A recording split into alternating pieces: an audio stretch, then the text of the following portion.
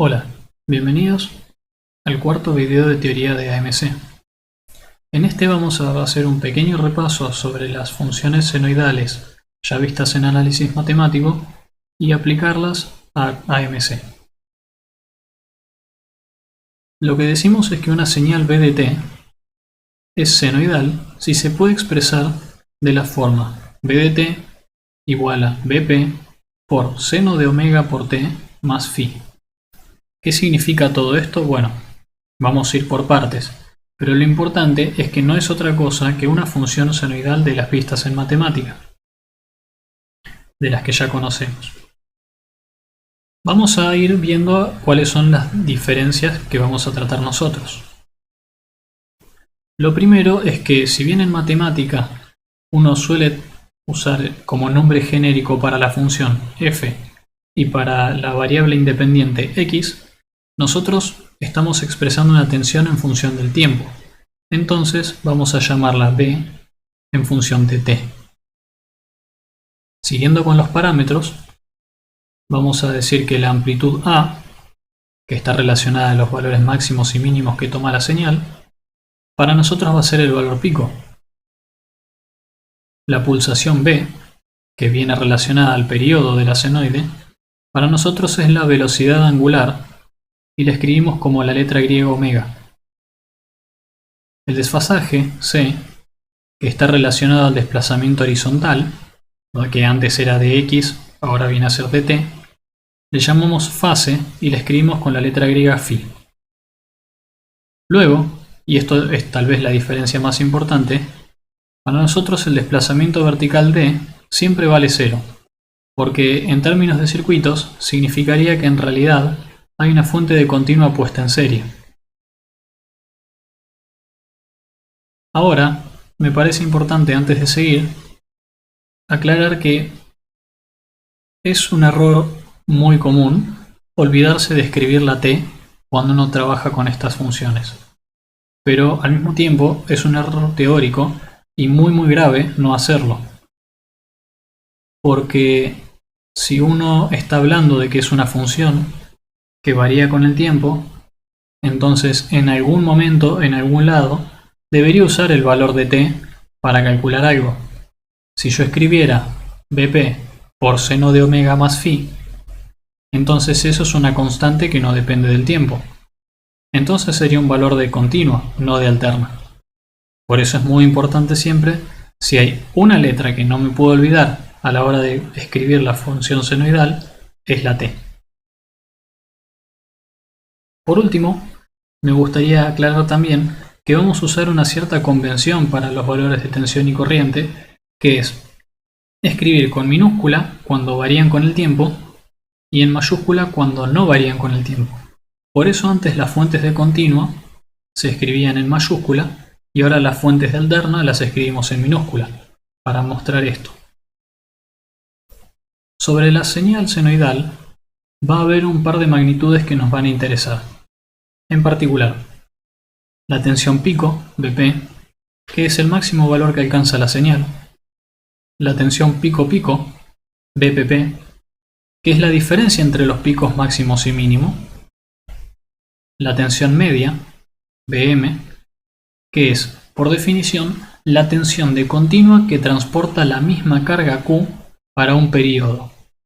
Esto suena raro, pero responde a la idea intuitiva que tenemos nosotros de una tensión promedio, si hubiera alguna forma de calcular el promedio, de todos los valores que va tomando B de t a lo largo de un periodo.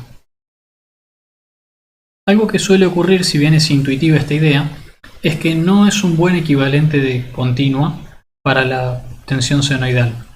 De hecho, cuando a nosotros nos informan que en el enchufe, digamos, hay 220 volts, no nos están hablando de la tensión media y tampoco nos están hablando de la tensión pico. En realidad nos están hablando de la tensión eficaz, que resulta un mucho mejor equivalente.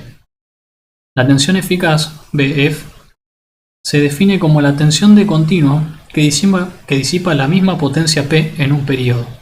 Es decir, es el valor que tendría que tener una fuente de continua para que si yo reemplazo esta fuente de alterna por esa fuente de continua, una resistencia R que estuviera conectada a la fuente debería disipar la misma potencia para ambas.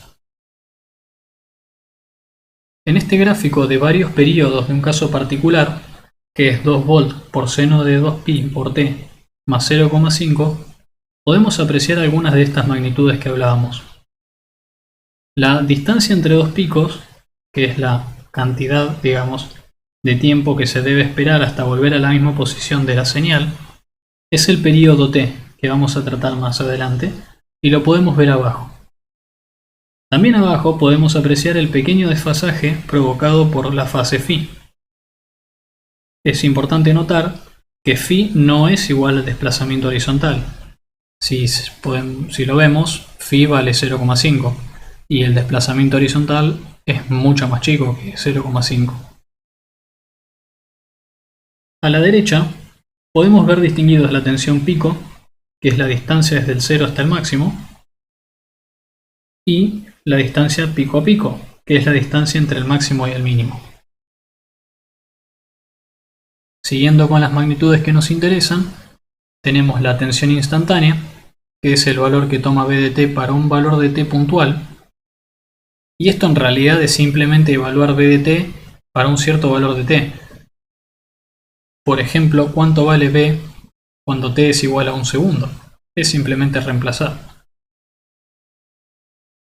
el periodo t, del que ya habíamos hablado, que es el tiempo que tarda una señal en volver a comenzar su ciclo, y su inversa f, que es la cantidad de ciclos que completa una señal por unidad de tiempo.